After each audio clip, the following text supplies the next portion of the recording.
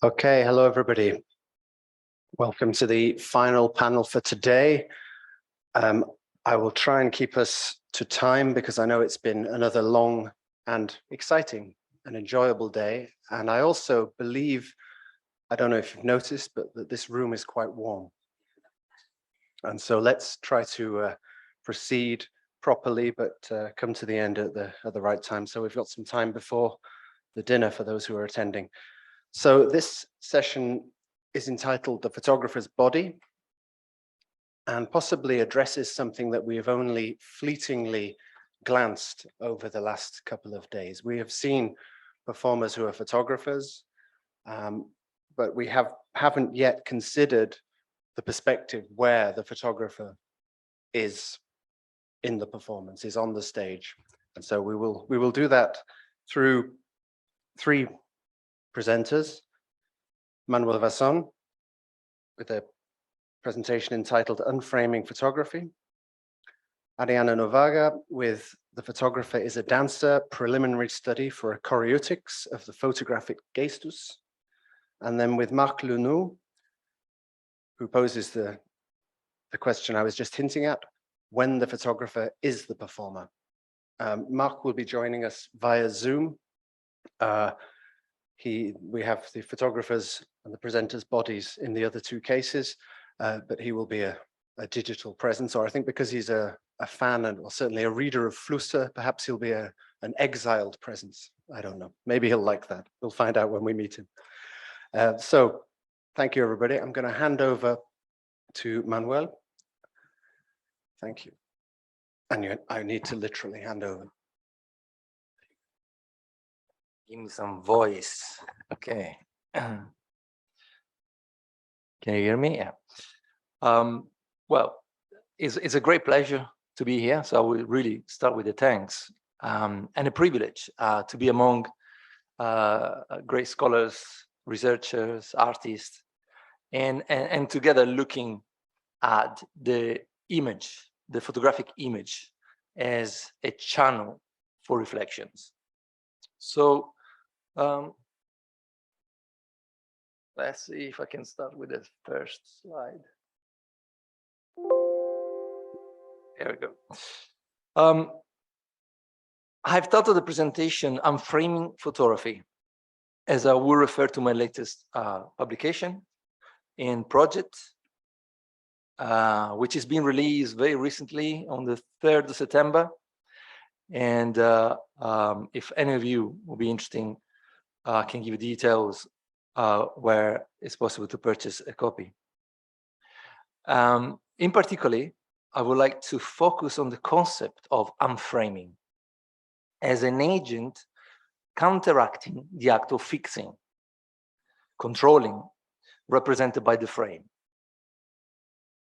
And the image on the cover of the book clearly refer to this idea of photographing and trying to go underneath the surface, like digging, try to dig, layers rather than stay on the shallow bits of the surface.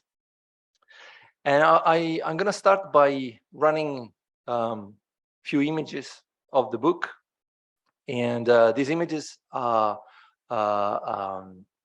part of 10 actions. So I will actually show 4 actions, and these were response of an investigation about the limits of photography. So I'll start by doing that, and you will see I'll be performing through my alter ego, which I call the photo performer, which is a conceptual persona that I use to actualize some philosophical concepts, some critical investigation. So I enter a box with a hole. I extend my arm and a photo camera grips on my hand. I'm separated from the world by a filter of superiority, an illusion of control, and a lack of touch. While I'm more and more blindfolded, I archive every shot, every insignificant click, every automated impulse. I'm trying to expand knowledge by mending up more and more lonely. I'm feeling the weight of the camera. My arm is shaking and my voice trembling. I'm occupied, extracting data, and I'm circumscribed by infinite formulas and numbers, too many for me. Thanks God there are machines.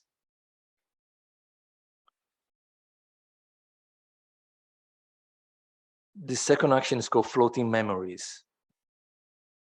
I'm drifting away, moved by the current and a gentle wind, pushing in opposite direction. I'm surface, I'm flat, I'm sinking. There are two images in confrontation, debating what is real and what is illusion.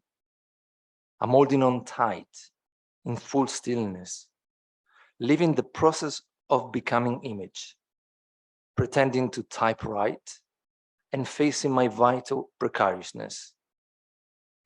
Even this incredible experience at some point will submerge.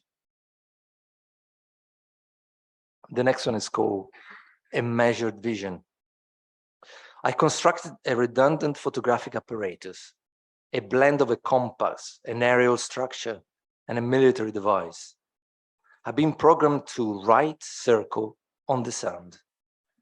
I measure time in circle, or maybe it is the time that manifests itself in circle. While I'm measuring, I've been thinking of the relationship between a circle and a spiral and the two sides of a cone. The camera attached in front of the apparatus was functioning as a weight, balancing the push of the wind while mapping a speculative diagram on the beach. While I was spiraling, I've been thinking of photography as a magnetic force, which gains more and more power of attraction in a moment which we tend to repel it. And we move to the next, which is the last one, which is called sherry control.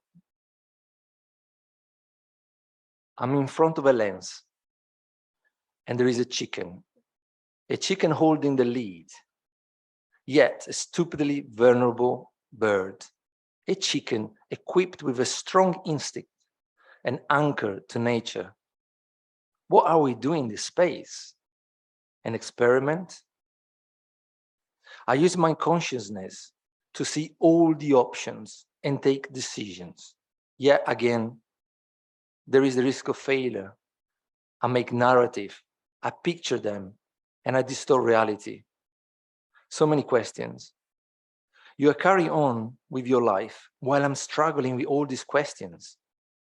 I will follow you, breathing my air and resting only when you are.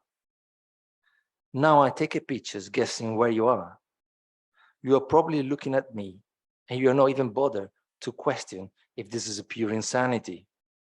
I'm feeling stupidly vulnerable like a chicken. I'm not sure what I'm framing at, but I'm okay. I'm sharing control. A stupidly vulnerable chicken offers me a frame of reference and orientation outside my mind. So let's give a little bit of context of this work, which for me is a shift in a new paradigm, which I'm trying now to illustrate what and where this shift was pushed from and by. Some of you might be familiar with my previous projects and publications, Exposure, All Over Boy, Encounters, Double Exposures, on which I was proposing collaboration, exchange, and reciprocity between a photographer and performer as a methodology to create performances for camera, parallel to the live action witnessed by the public, with the intention to keep the ephemeral alive through the transformation into an image. So the collaborative approach represented a combined perspective, photographer, performance artist, photography performance.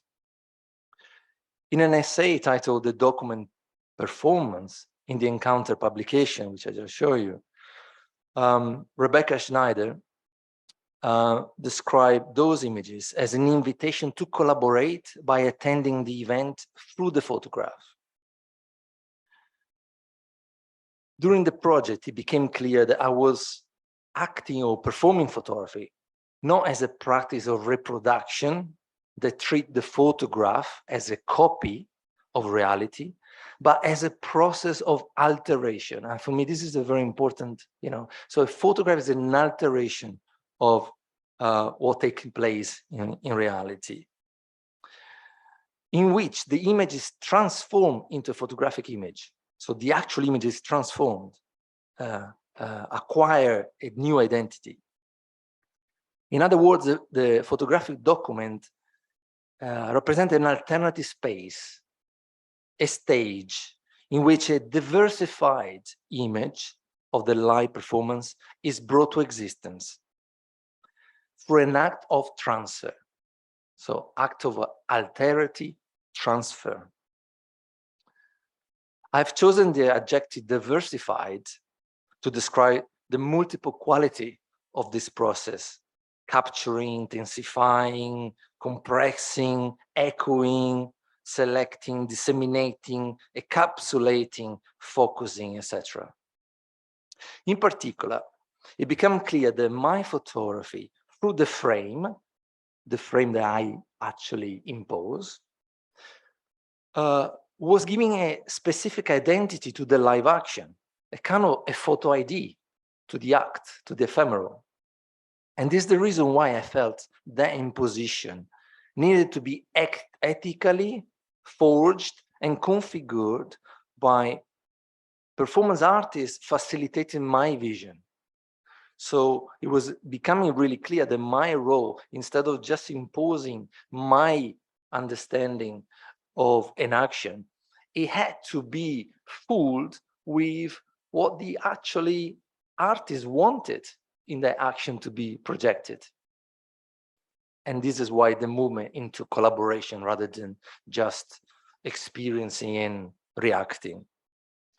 The free projects, I mean, they were more than free, but the projects that turned up to be books were fueled and propelled by the creative and vivid tension or resistance or friction. These are words actually that were quite recurrent in these days. The unresolved friction between these two art forms,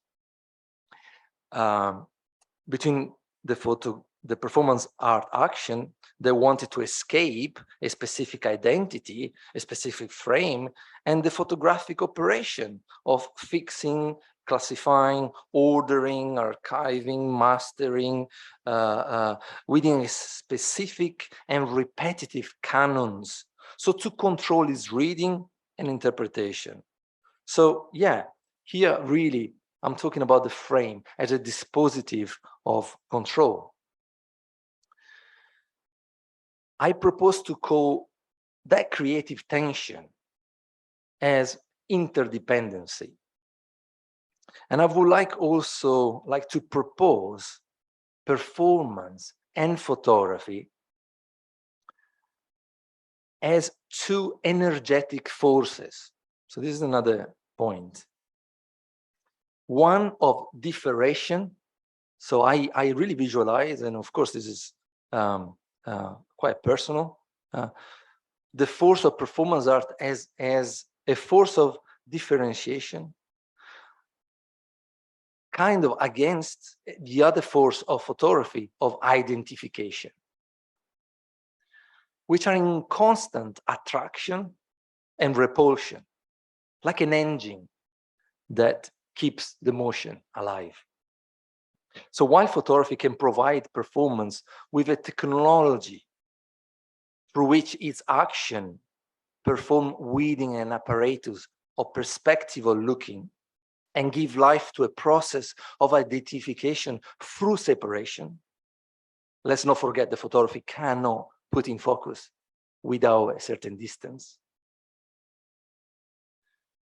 performance can assist, can help photography to escape that fixity of the frame and challenge the parameters of control through absolute perspective, the universal, the objective, you know, the dominant, the patriarchal, by dislocating its focus from its object and its digital appearance towards the actual act of photographing, intended as an act of repositioning, of reframing, re-questioning, reflecting.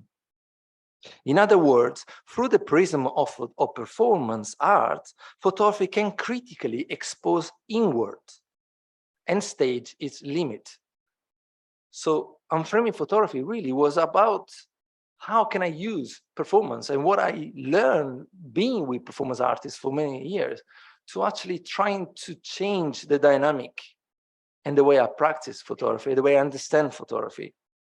And to do that, I had to actually point the camera to photographers, to myself, and to what photography represents, how it's taught at school, what we think about photography.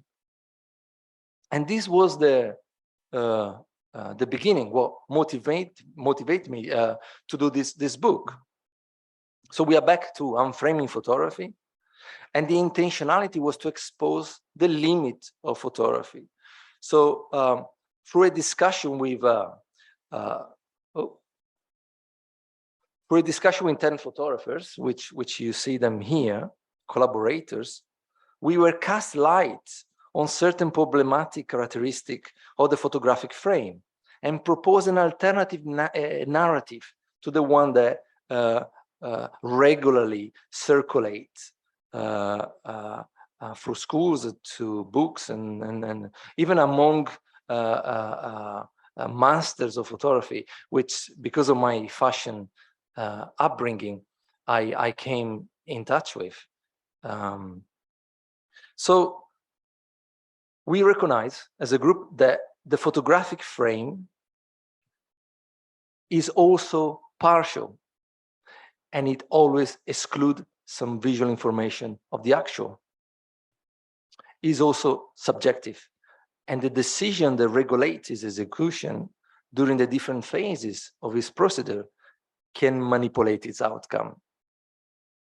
It's also provisional and is anchored or fixed, in the fixed image in a specific time frame, and actually is insisting on this idea of linearity. Like if the time was, the editing motion of a film, is also intentional. And for me, this is really, really, really important.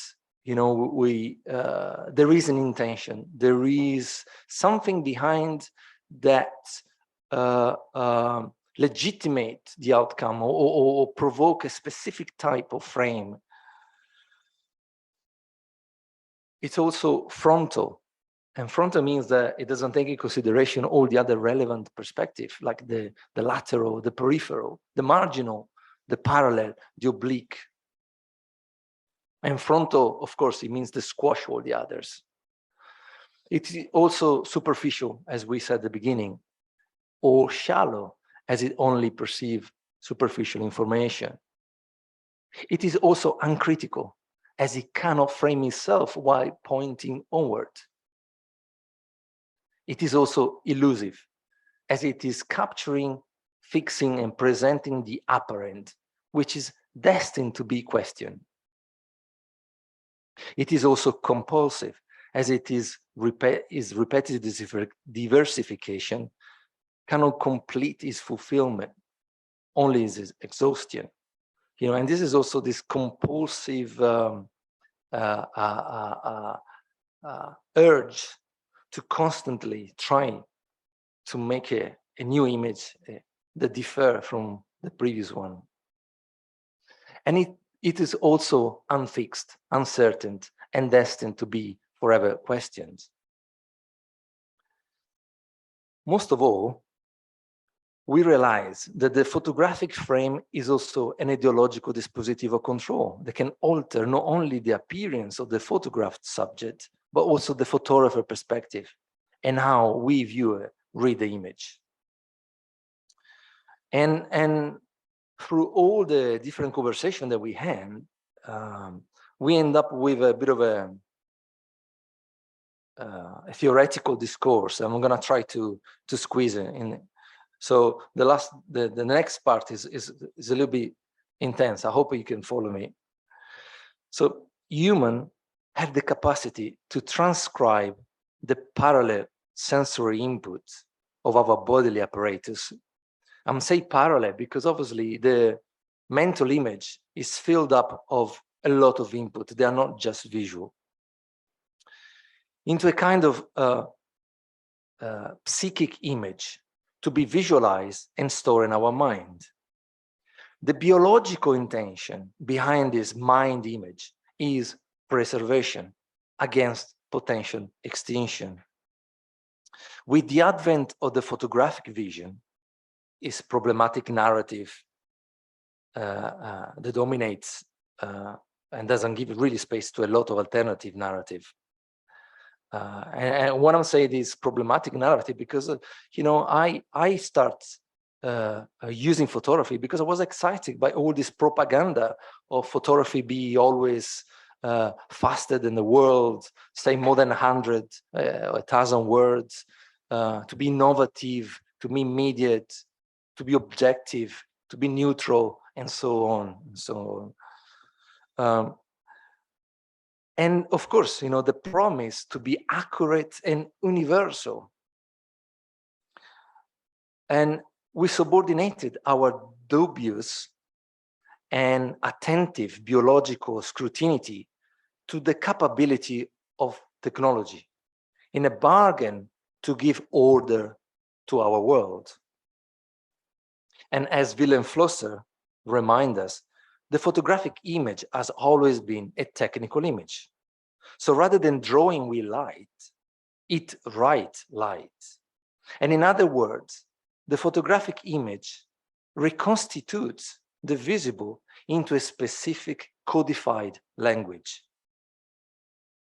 So this idea that we have of, you know, photography is a natural copy, is the light that comes and transforms itself into an image, and this is why it's objective. I don't eat that cake. With the advance of technology, the chemical code of the photographic process has been replaced with the computational code, and the intentional transcription of the visible into the measurable is now performed by the algorithm calculation. As the medium reveals its dependency on technology and the complexity of the calculus needed to codify a digital image far exceeds that of the human brain or our capacity, it also exposes its programmed intention. So here I make a very different focus on this idea on the intentionality. Yeah. So our mind image, the intention that we see is to perceive danger and also to perceive, so to procrastinate our death, to be able to guarantee or at least to discard extinction. The intention of the programmed technological eye is different, is aimed at infinite proliferation. And of course, it aims at profitability and consumption. The formulas that rule the Western world are distancing us from the aim of self-preservation and colonizing our activity with numerical financial speculations. So the calculus and its limitless, immortal expansion towards the infinite has replaced the magical and the religious as the dominant narrative of control applied to make sense and orient our daily actions. So Flusser again suggests the only remedy, not the only, but one remedy against the power of technology and its unhuman intention of proliferation towards extinction consists on the elaboration of the new imagination. And he called upon for the expert of the technical image, the professional photographers, to experiment with the new image of thought, to free our vision from the measured and disrupt the projectable, the canons also of the projectable. And framing photography is allowing me to explore photography as an ongoing event, involving the interaction between multiple human and non-human participants, during which I confront and problematize my impetus for control. So here I also turn into the personal, which I think is more ethical, and I finish with this. It provides me, so this project, this experimentation, this idea of looking and practicing photography through the prism of performance art, which is a critical eye to photography, what does it do? It provides me with an image of thought as an alternative space where I can perform and actualize the image and be surprised by the experimental outcome. When I was trained commercial photographer, the most important thing for me was, imagine the results and actually lay down a brief layout of what I would make. And more I was close in realizing that, and more I would be rewarded. I think to actually invert that and try to go in a space that is uncontrolled, and Richard, for instance, before in his presentation was talking about this not knowing. I think that is extremely important as a drive, rather than returning on the same image, on the control image. And framing photography can be also thought as an exercise of awareness of our psychophysical limits and stimulating a sense of acceptance of the limit to control without stopping our ambition to create and change. I've been acculturated to plan my life and control everything that seems chaotic, and to do so by applying a powerful logic, the calculus, that provides the correct or the socially acceptable or respectable. To really think of frame as order. I'm now questioning the hegemonic narrative, the dominant narrative that envisions a fragmented chaos as problematic. And I'm trying to reimagine chaos itself as a biological and not mathematical totality in which we are all constituent parts existing and operating in reciprocal mutation for the preservation of the fragility of life. And I finish off with a little image of my son showing me an exercise of photographing, looking at the rock. Thank you.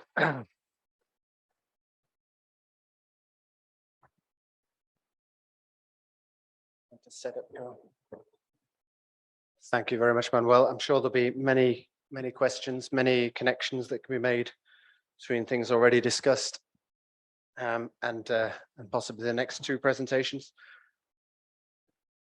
While I cover for the technical changes taking place, I was reminded actually of your question about the analog and the digital in thinking about this. It made me think about what is the difference, and one of the differences is to do with what Rebecca would call the interval whereby with analog photography, you always have to wait for the result. And the result is never what you saw while you were taking. And framing is also involved in that, whereby what you see in the viewfinder is never exactly the same as what you get. You usually used to get a bit more with most analog cameras. And so you'd never seen the photograph until it arrived. Whereas with digital, especially using things like phones, you are literally seeing the photograph while you take it, or at almost the moment where you take it, which seems to me quite a big change, even if it's continuous with analog photography in lots of other ways. So yeah. Is this you?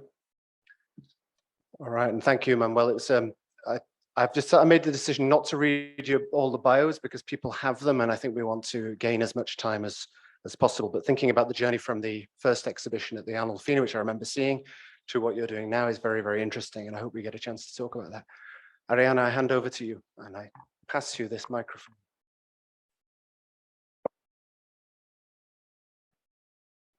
Okay, I go straight to my speech, but I want to apologize for my English for first things. I would like to begin my speech by starting some quotes with some quotes from the text of Susan Sontag, Wilhelm Flusser, that is the star of this panel, and Philippe Dubois, among the most important 20th century theorists who have written about photography. Okay, we cannot read, but okay. Aggression is implicit in every use of the camera, Sontag writes. From the beginning, photography has involved capturing as many subjects as possible. The modern camera is sold as a predatory weapon comparable to a firearm. Philosopher Wilhelm Flusser associates the photographer with the poacher who moves steadily in the real world, seeking his game in the jungle of cultural objects. His action is peculiarly predatory. If we observe the movement of a man and keep with a camera, he said, we have the impression of witnessing an ambush. It is the ancient hunting gesture of the Paleolithic hunter in the tundra. Flusser observed, moreover, how much the pursuit of a prey to catch, and a quote, and take down during the hunt is for the photographer a quantum post-ideological program decision. What the photographer sees with his eyes becomes an experience to be captured and transformed into an image, and this generates a feeling of knowledge and power produced by the conquest of the spoils. According to Philippe Dubois, no, okay. Help. Okay, maybe like, okay, it's okay. Philippe Dubois say that the act that creates the photograph and which is impossible to disjoint from the image itself is instead I quote, the razor cut of the real, on the real, take place in the here and now, and as an action, a wide role is given only once in one shot. Sometimes the photograph is even, he said, a machine gun shot. The photographic image, he writes, inseparable from the act that makes it exist, is an imprint troubled by a radical gesture, which generates it in a single blow. It's a question of whether it succeeds or failed as a shot. There is no satisfaction, he said, in shooting except at this price. So, aggression, capture, prey, hunting, ambush, shot, cut, loot. According to the thinkers of the last century, and the three mentioned are certainly not the only ones, the camera is a tool used to hunt, and the act of photographing is a thief ruthlessly consummated in order to get, albeit symbolically, the object. The photographer, therefore, is a hunter.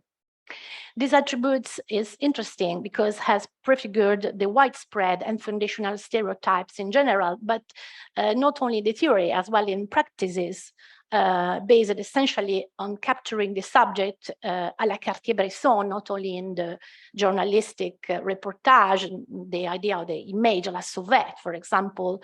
And this is a connotative, decisive modus operandi that has not changed much since the 20th century and remains firmly in the current narrative of photography in general. But let us aside for now the question of the prey that is what the camera capture in the image, and dwell on the constitutive occurrence of to make photograph. Again, Dubois asserts that photography is like an iconic dispositive that creates interaction between those who receive or contemplate the shot and those who produce it. Elsewhere, Dubois does recognizes the meaning and value of the act creator of the image, but for him, as for others, the photographer at bottom is nothing more than an eye.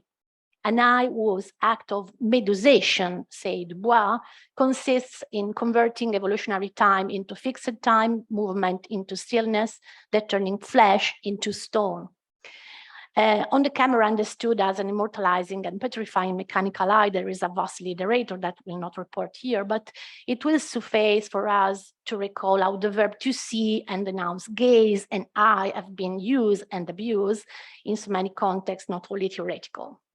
So the action of the photographer is conceived like purely instrumental in achieving, as we said before, his primary goal, that is the conquest. Between the folds of this perspective of this vision, emerged, it seems to me, an absence that is significant, which is instead, in my view, an indispensable component of photography. I mean, where is in all this the photographer's body? The photographer is not only his typical gestus, the eye carrying the camera over the eye with his hands, but it should be understood as a system body that is necessary to read in its totality, in its giving itself fully and completely during the act of photographing, like an holistic complex entirely involved in the feed, in the action. So the photographer's body cooperates in the shooting by orienting itself and arranging itself in the space and moving according to predetermined and precise movement that have a function and that are often reiterated. So for me, is not the camera the tool of the photographer, is the body the tool of the photographer. The movement of this body can be seen from a structural and aesthetic perspective. The photographer's movement, triggered by his typical gestus or gestus, is an art of the body motion, is a dance. The photographer, seen from this perspective, rather than a hunter who shoots, is a dancer whose body moves in space according to an expressive structure. And this movement can be traced to a logic of language that we'll attempt to decipher here. So the photographer is a dancer. And this is my hypothesis, and to prove it, over the past 2 years, I've looked closely at the photographer's body and collected more than 500 images of photographer caught in the act of shooting. This is a type of image that is not particularly popular or widespread, but by scouring the web, I have been able to track down multiple samples of it, scattering a disjoint way across sites and social networks. Okay. Each of the image that I collect, this is obviously just a small selection, was selected according to precise criteria. The photographer's depiction is always vernacular, is not artifactual or imposed, is independent, is sometimes private, somewhat ordinary, with a descriptive, sometimes didactical slant, without explicit artistic ambition, and generated only as a testimony of an event that makes the photographer's gestus the protagonist. Gestus, that as I said before, is the emblematic movement that see the photographer engaged in the shoot with the camera resting on his eye in the typical pose of photographing that was predominant before the smartphone era. After identifying these different images, I try to appropriate them, in a veritable act of appropriation in picture generation style. I removed the different images that I dug up, and I made them all similar to each other by homogenizing them through black and white and cropping so as to focus attention on the body. And I will call these new images with a neologist body graphs. With these body graphs, I compose my anthological collection. After collecting these body graphs, I classify them according to a postural arrangement on the bodies, and it quickly became clear that some repeated postures correspond to coded recurrent patterns. So there is a defined gestural lexicon whose poses correspond to units of movement that I'm going to call stance. The stances highlight the way in which the personal space of the photographer's body is acted out according to formally standardized motor codes. And this space, at the same time, is free to change as needed, creating and redefining its limits even in the replication of gesture. So there seems to be a practical wisdom on the photographer's body, evidently not acquired through an autocratic proxemic, but rather organized according to a precise executive syntax whose codes can plausibly be traced. This stance, in short, seems to be a kind of self-determined and co-participated model, not dogmatically learned according by an axiomatic logic, but transmitted and absorbed as a concept through collective memory within the limits of the forms that the body can naturally assume during the act of photographing. The series of body graphics images brings out also how the camera works as an exosomatic mean that defines the shape of the body and its motion. And in the same time, it allows who use it to recognize his own action. So this motion seen this perspective from merely instrumental, as in the case of the photographer understood as a hunter, becomes purely expressive as in a dance. So I'm going to show you very quick some of the body graphs that I divided and classified according to the reference stances. In this body graph, we can see the photographer that appears to be a structured figure animated by a subconscious logics of movement referable to a system of signs elaborated within a deterministic model. It seems very clear that this movement interests much more than the eye. Beginning with the emblematic gestures, the entire physical structure of the subject is involved in the activity of photographing, as we said, and the body comes alive through a dynamic that I will call tersichorean. It's a term that arrived from the dance.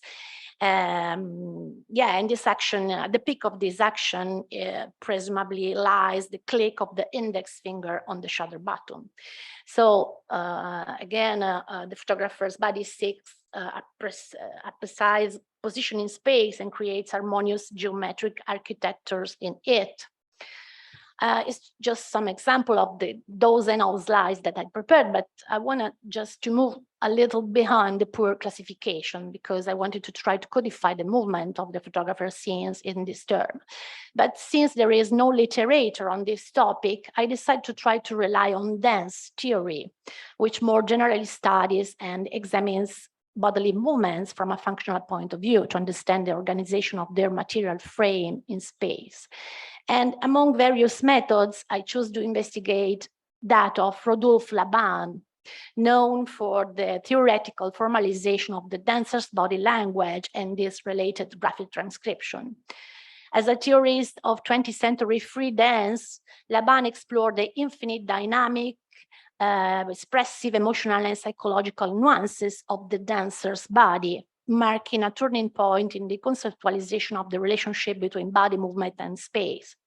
And the Laban notation or method or Laban kinetography, consisted of transforming the choreographic gesture into a fixed and replicable symbol through a universally decipherable geometric abstract figuration.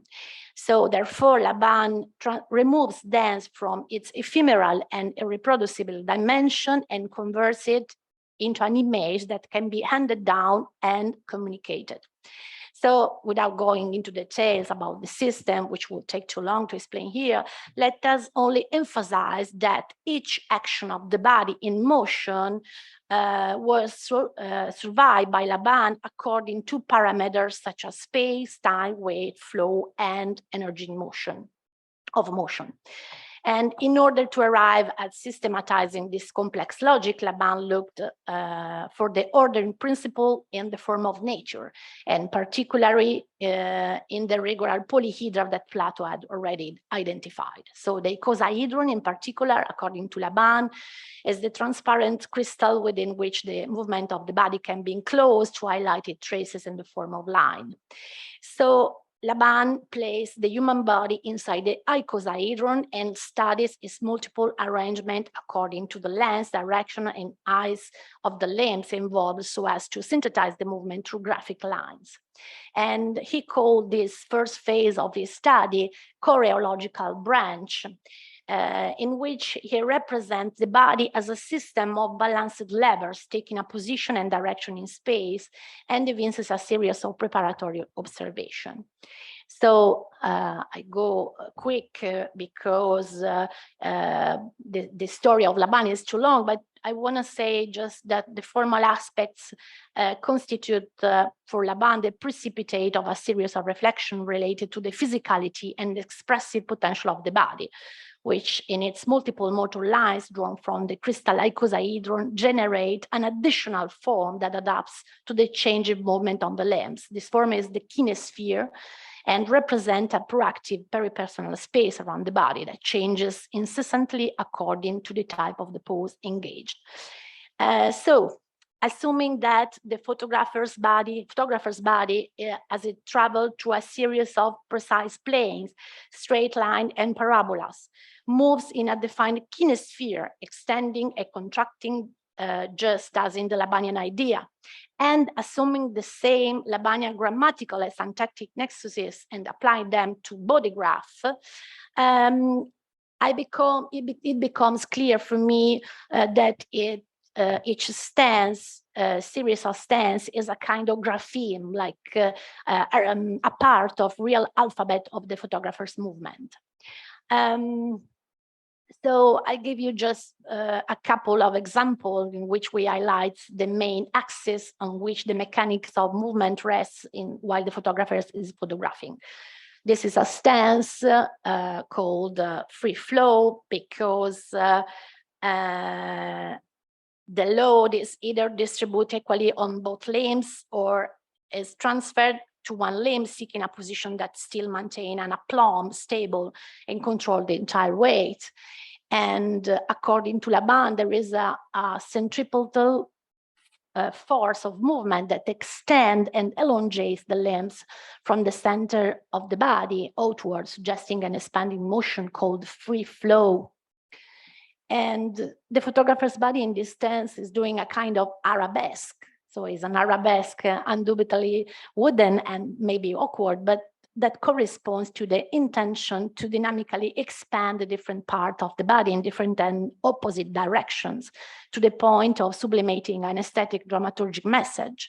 The message is this: a specific moment, say Laban, is the result of a state of mind and attention toward an object in which one attach value.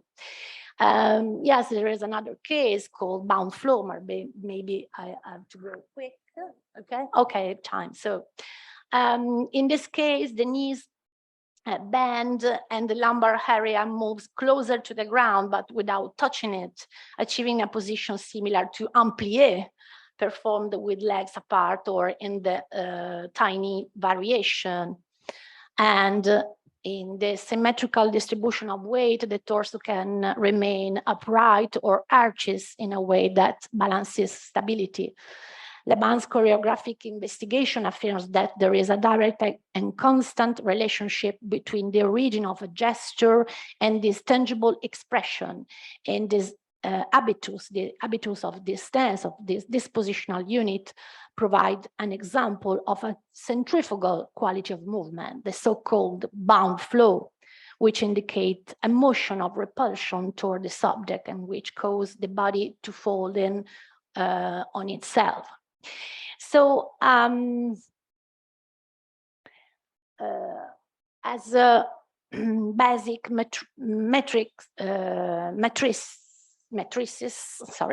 matrices of the photographer's body dynamic, the stances can be concatenated and recompose the whole movement according to the same compositional principle of Laban, because in the theory of Laban, the next step for him, once the movements of the body were repertorized, was to trace a potential reconstructive format. So by connecting the contact points of the lines that emerge within the icosahedron, Laban established an harmonic scale of movement sequences, the choreotic scale, consisting of defined patterns whose repetition of moves creates a choreographic score interpretable by the dancer's body. So the trajectory and path generated movement from plan to plan and forward space, changing the kinesphere. So thus, assuming motion in the photographer's space as generative of a dance and linking the units of movement of their minute variation, I realized a possible choreographic score in order to form in Laban-like harmonic scale in the same trajectory of him. So I show you a couple of them. This is the sequence A that presents a short choreographic score in which the kinesphere around the photographer's body accommodates a series of given stances in which both feet are planted on the ground with weight shifting from side to side, legs bending or straightening at the knees, and the torso tilting frontally or laterally. I tried to make also an elementary animation.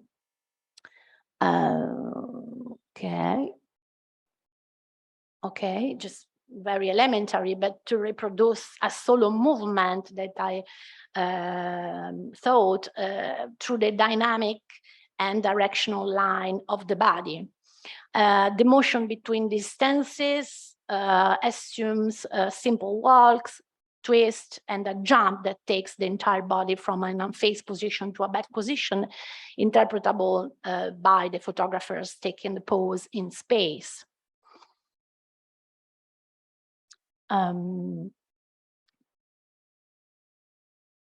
This Laban-like harmonic scale, maybe I can do this. Okay, this is another example, the sequence F that suggests a variation in which the photographer's body modifies its kinesphere by proceeding from a standing to a squatting position and vice versa, passing through genuflection.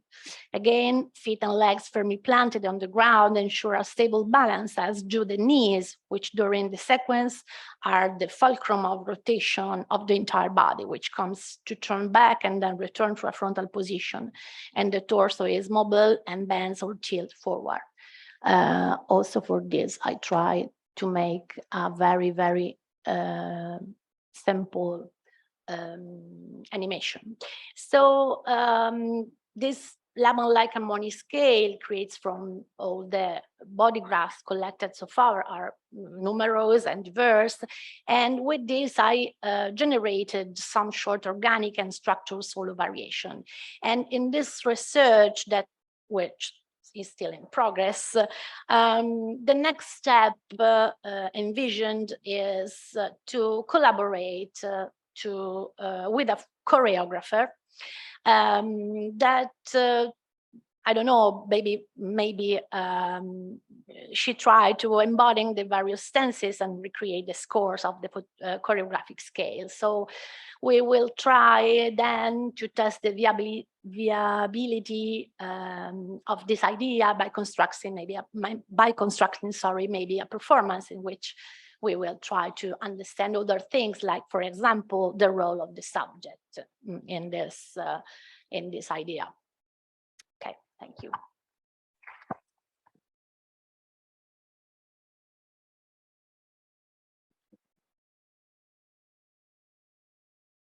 Thank you very much. We're now going to be joined by our virtual delegate. Mark, hello. Yeah, and I share my screen. Sure. Start here. Diaporama here. Okay, thank you very much for inviting me here. I'm sorry not to be with you. Actually, I live in Lisbon, but I'm in Paris this week, so I'll do it from here. I'm going to talk about some examples when the photographer is actually the performer. I'll skip briefly that. Here I've got the same quotation from Flusser that Ariana just did. So we are all in the Flusser mood here. Instead of saying that the camera is the tool of the photographer, one can say that the body of the photographer is the instrument of the camera searching for a point of view. So I'm going to talk about the body as a photographic tool. And I start with a quotation from the Italian photographer Franco Vaccari. One must consider photography as an action, not as a contemplation. I'll go in two chapters. The first one is the presence-absence with the shadow of the photographer being a tool of the photographic performance. And the second chapter will be the presence-action with the body itself of the photographer being a tool of the photographic performance. The first photographer who used the shadow was Lewis Hines deliberately used the shadow, was Lewis Hines in 1908, making a self-portrait with a newsboy. I'll show you here one of the best known skiography, shadow, writing with the shadow, which is a self-portrait by André Kertész in 1927.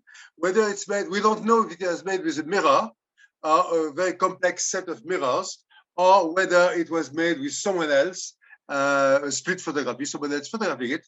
What is very interesting in this image is that if you reverse it, black and white and top down, you get again the frame of a face there.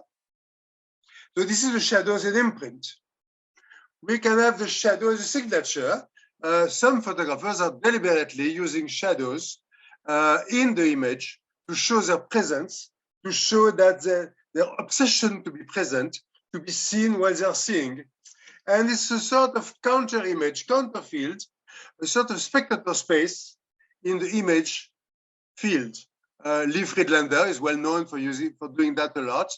And here you have Vivian Maier, who does it in the double self-portrait at the bottom, and their own shadow. So it's a way for the photographer being present in the image itself. It can be a reflective shadow. On the left, you have a rare, not well-known photography by Claude Monet, who is a painter, he's not a photographer, but takes a photo of himself, of his shadow in the pond where he's painting the Nymphaeas around 1920. And on the right, it's quite a strange photo by Stiglitz, Shadows in the Lake, where the water is no longer a mirror, it's no longer the Narcissus mirror for the water, but it's a screen. It's a projection surface. It's like a latent photographic image being in the process of being developed. So here again, you have a sort of intrusion of the photographer in the image. The shadow can be even more intrusive, even more possessive. On the left, you have a photo by Edvard Munch. Munch was also a photographer, and here he decided to keep his photo, where you have his own shadow projected on the legs of two of his models.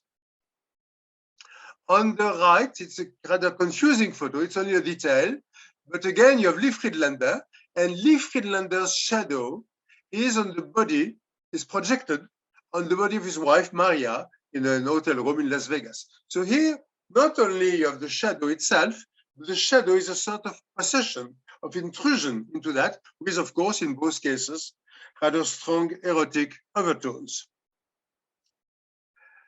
Two examples here, where you have the shadow, which is also an action. The shadow is part of a photographic scheme. Both of these photographers are working with camera oscura, with huge camera oscura. Motohiro Takeda, in this series Invitation, is transforming a room into a camera oscura, but is at the same time present in the image. So you have the image, which is the reverse view of what is outside, and you have the shadow in white of the photographer, which sort of cancel the borders between what is inside, what is outside. It's not like an invitation to enter the image. On the right, it's even more complex because it's Ignaz Cassar, who made a huge camera oscura of the entrance of the building where Lacan used to work. It's called Face à Lacan. And it's a game of inversion on the self and the shadow, on, of course, the positive and the negative, on the presence and the absence. So it's very Lacanian. It's very proper to do it here. And it's like a hole in space, a suspension in time. And you really have several spaces here. You have the real space of the camera oscura in front of the building.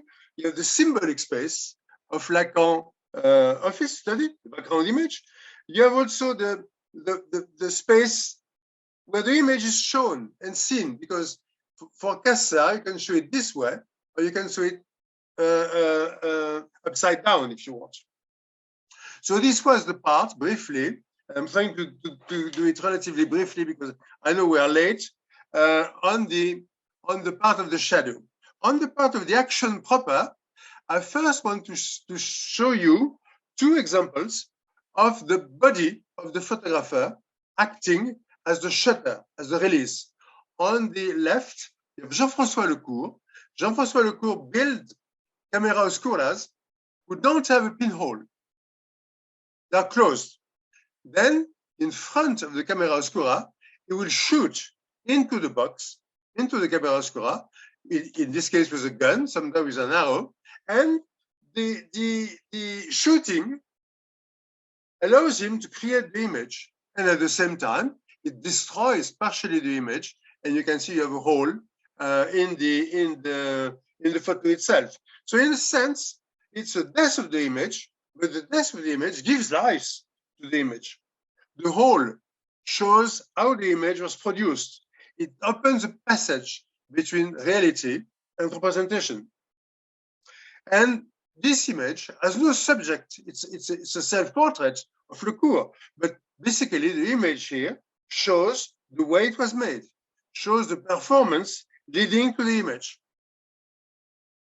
On the right, you have Bachler, who is a German photographer, doing the same, but doing it as a performance, in this case in an art center in Madrid. I think it was done only once, because the guy sitting is a spectator, and Bachler is there, and is shooting into the camera oscura itself, and that again creates the image. So this is not only it's a performance, but it's a performance where the spectator is invited, is involved in that, and with the actual noise of the gun next to it. So I think this was done only once in Madrid, and then no other museum cared to do that. So in this case, you have the body of the photographer, the action of the photographer, creating the image through creating the shutter release for the image in the camera oscura. Next, you have the body of the photographer being the camera itself. In this case, you have and I give you three examples. The first one is the fist. Paolo Gioli, who died early this year, is an Italian photographer. In this case, you have no more apparatus. You have no more camera, whether industrial or artisanal. You just have man himself creating the image alone and with its fist. So in the fist, he puts a little bit of photographic film, and he opens slowly the fist, and he photographs what is in front of its fist. And in front, you have his own image, which is a clay, small clay statue made by his wife, representing himself. So in this case, the body of the photographer is actually the camera and the subject itself. Several photographers have worked with their mouse, have used their mouse as a camera, putting within their mouse a piece of photographic paper, photographic film, and taking an image of what is in front of them. There are maybe 10 of them. Here I give you the example of Lindsay Sears, who is British, And with mouse camera, she shows the way she's doing it.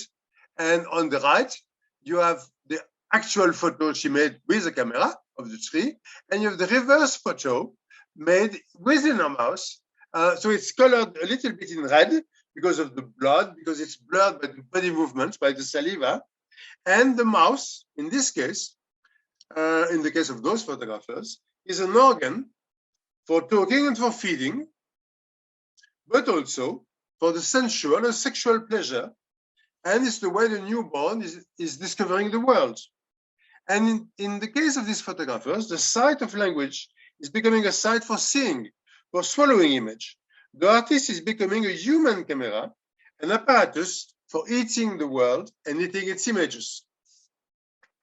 So the body is both a viewing device and a viewed subject. You have a sort of self-consciousness between the interior and the exterior of the body, and Lindsay Sears has created a whole work around that, around the inside and the outside. And we saw the fist, we saw the mouth, here's the vagina. Dani Leslau, who is a New Yorker, for her, the dark room is a place where the sexual prohibition is transgressed and where everything that should be veiled is shown. What she's actually doing is inserting a camera obscura into her vagina and taking a photo of her lover. So there's a total confusion here between what is inside and what is outside, between the subject and the object. The image of her lover is entering her body before his body will. And the scheme of the voyeur photography is reversed. In this forced intimacy, the photographer loses all control. She doesn't control which image she's making. She surrenders totally. So we have here three images, three photographers using their own body as a camera, the fist, the mouth, and the vagina. What that means is that any cavity can be a potential camera oscura. It's a true, pure human vision without optics. It's a game, but at the same time, there is a loss of power because the photographer cannot control anymore the photograph is making, or she is making. And the purpose, the object of the image is not to testify about reality. The photography is really its own subject, showing what the process has been. What is essential here is the process, is the performance of the photographer.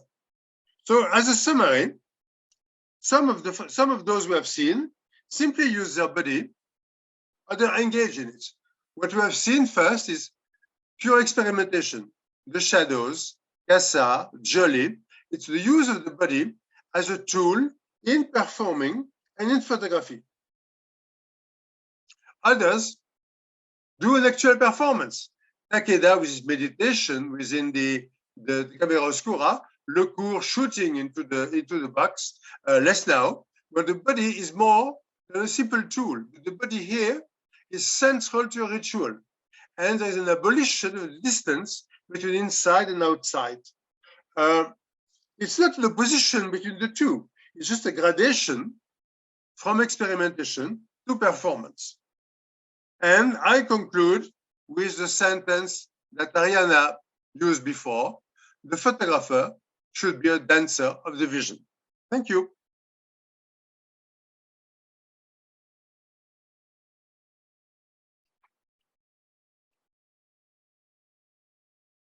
Thank you very much, Marc. Would you like to come back up on stage?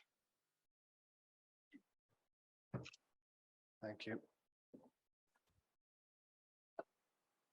So obviously some very strong connections between these different presentations, and perhaps some differences as well. Does anybody already have a question? Okay, I see one and then two. So yeah, we can go in that way. Good afternoon. Thank you to the three of them. I have a direct question to Manuel Vazon, which for once, if I strongly agree with your position regarding performance as a diversity and photography as an identification, I have a bit of difficulty to understand what do you mean when a photograph is uncritical? Because for me, each time that you select, when you select something, which means that you left something else behind, it means that there's something there is missed and there is a friction. So I don't know if this is just an etymological difference between us, or when you say, for example, uncritical, that it cannot go outside the frame. The first thing, when you said that, the first thing that it came to me was this very well-known painting of Velázquez when he's painting himself as a self-portrait, when we actually know that he's representing the kings of Spain. Do you know this painting? That's brilliant. Yes. So is this an uncritical approach? Do you understand? Sorry, I'm not formulating it right, but No, that is very clear, and I actually think is a very good question. Well, I want to respond in two ways. So the first way, I borrow a little bit a concept from Flusser, which is really this idea of photographing as positioning, which I think it was recurrent in the free presentation. So searching for the point of view. And clearly, it means that when you're pointing the camera towards something, in a way, even a mirror, you can see yourself properly. Yeah, because literally there is an outlooking.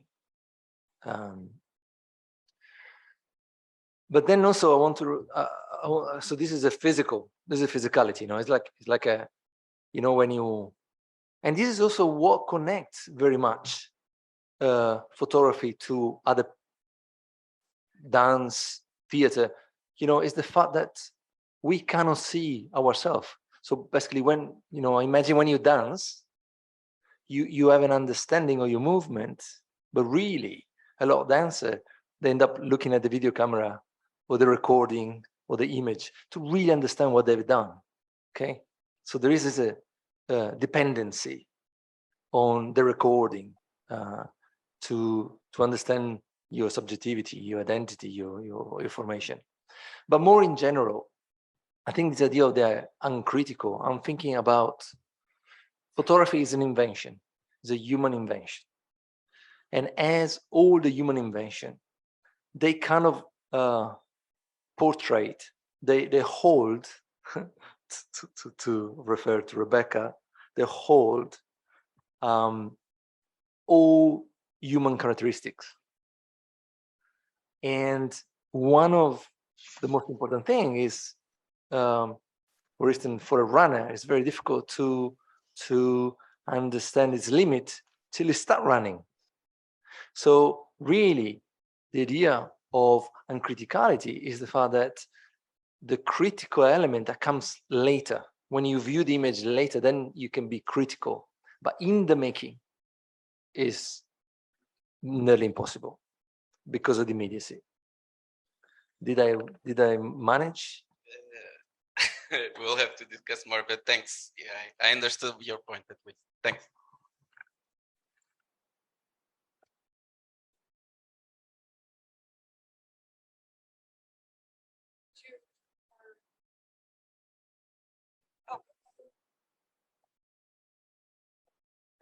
Am I? Okay.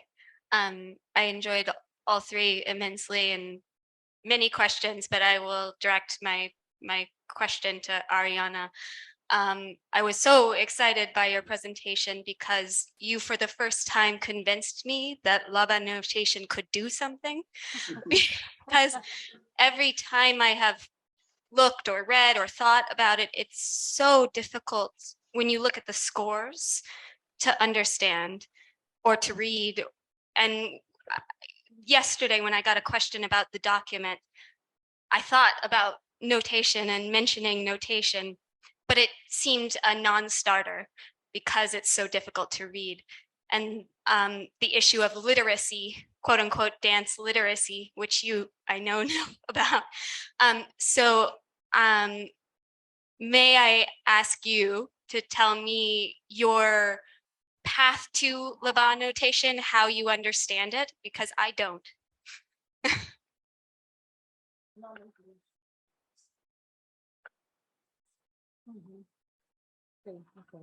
Okay, this is a good question. Thank you. And it's very difficult and is very interesting at the same time. I think I put my my idea on the choreutics, that is the first phase of the Laban notation, and also this phase was not formally organized. At the same time, was generative of his experimental research. Yeah, I just try to understand this phase. For the moment, I don't know where I go. I'm going to go up after this, but for now, I tried to understand this phase of choreutics, because for me it was the right system to conceptualization the special forms which can create with body movements and positions of the photographer. So yeah, it's for me a first step inside this great idea of Laban, and the choreutics is good for me to understand this part. Then after this, I don't know. Okay.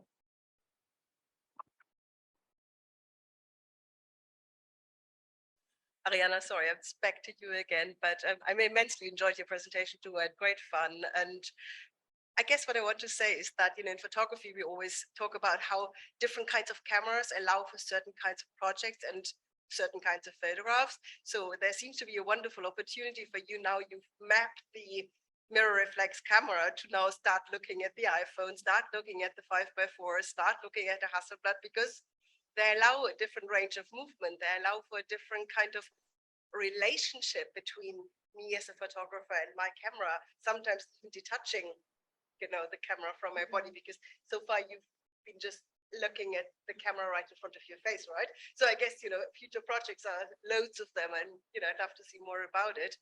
The other thing I was thinking about is... Can you wait just a moment, because I need to a quick translation. Yeah. Sorry. Am I too fast? Sorry.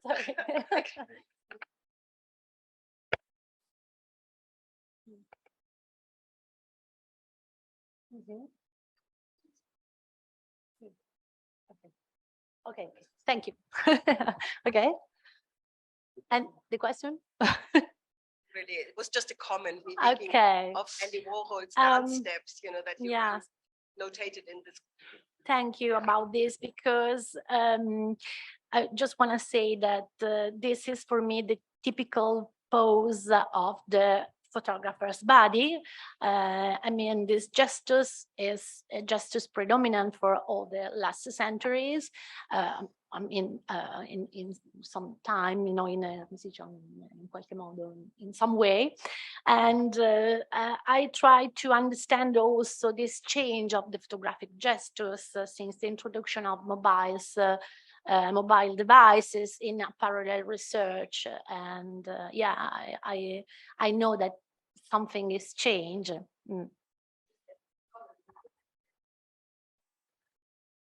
Yes, I know. Yeah.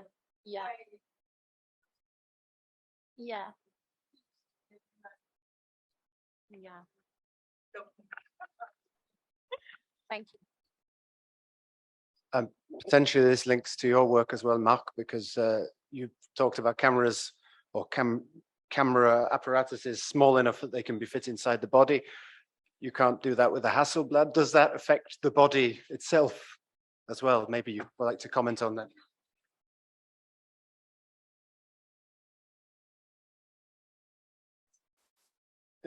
I was offering Marc the opportunity to answer the question if he wanted to. He may not. To me? If you wish. Okay. No, I think in some of those cases, there is a very strong consciousness of the body by the photographer. Some of them not, but some of them are really going into a sort of meditation of preparation for that. And for them, I think of Lecourt when he's shooting into the camera. I think of Lesnau when she's photographing her lovers. For those, there's clearly a body dimension which is extremely strong. I think of the Japanese guy, Takeda, who is entering into a meditation when he makes these photos with his camera oscura. So for some of them, the relationship with the body is the dominant relationship. For others, it's principally using the body as a tool, as opposed to making the body central to what they're doing. Okay, did we have another question? Maybe a final question?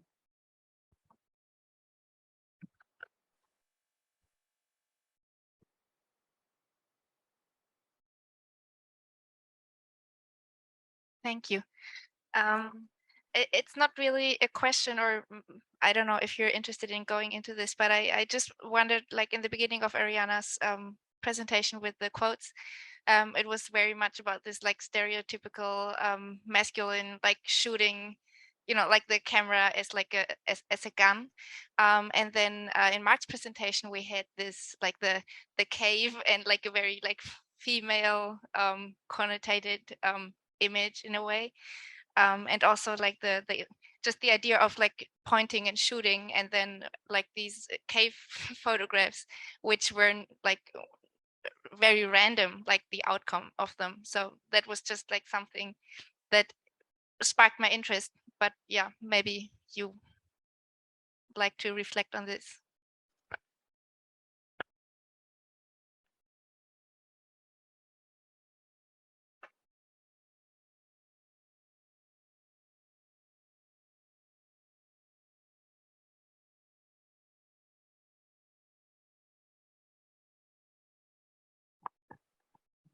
Yeah, I don't thinking about the come si dice? No, genere maschile femminile. Sorry. The gender. Yeah, I don't thought about the gender of the photographer. Was just, you know, an idea in general, because my aim was to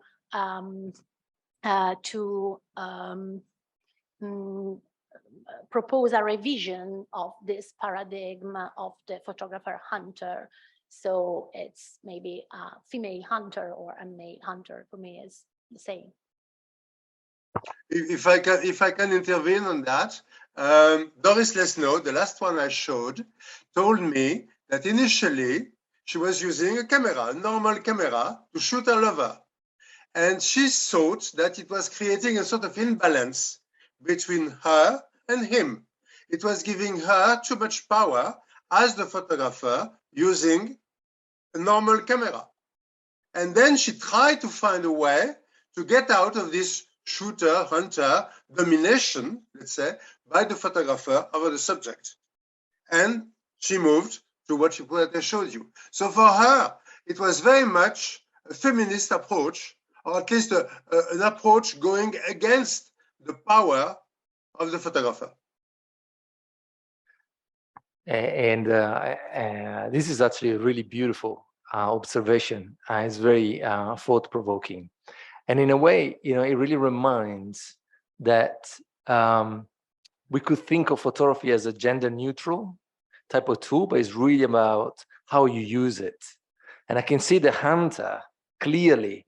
There is this idea of grabbing and also precision, of control, which is probably clearly muscular, patriarchal, dominant, but also this idea of the example of the vaginal shooting, which, as we were saying, is less control, is more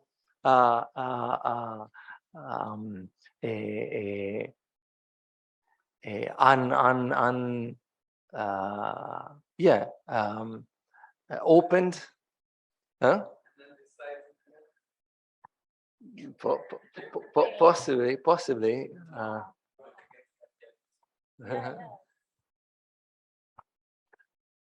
Well, it's funny you mentioned Cartier-Bresson. I was just thinking about something relating to his wife, who's of course also a photographer, the great Martine Franck, because there is this figure of the hunting photographer, which is, I think, is very gendered very clearly. I think it's very interesting what you say about the possibility of the body being photographic and that potentially regendering photography.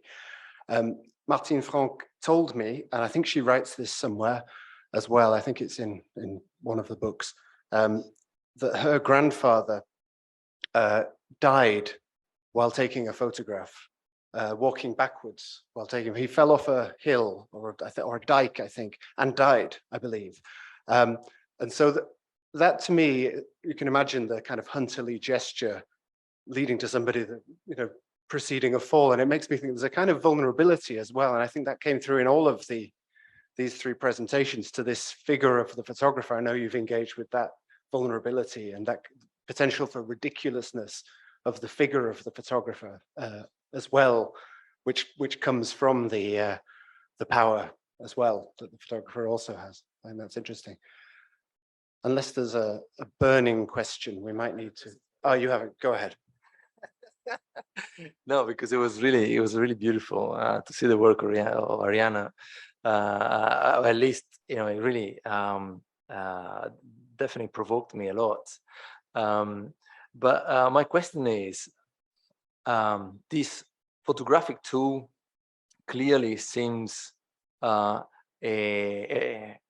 tool with power to possess. And if you don't understand, I will translate it. And a new example really enforced that to the point where you can fall off from a hill, you know. So the question is, like, more than just a dance, can we call it a ritual? And in particular, can we call it a ritual to madness? Madness. I'm going to translate.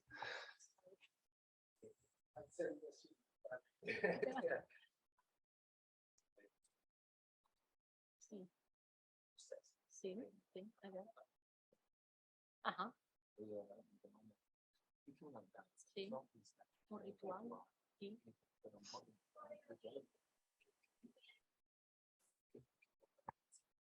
Oh, okay. Woof. I have to answer or no, just I don't know. It's, yeah, maybe photographers are crazy, we know. So maybe it's already in the DNA. If you choose to be a photographer, maybe you're a little bit mad. I don't know. I don't know how to answer this. I have to think about it.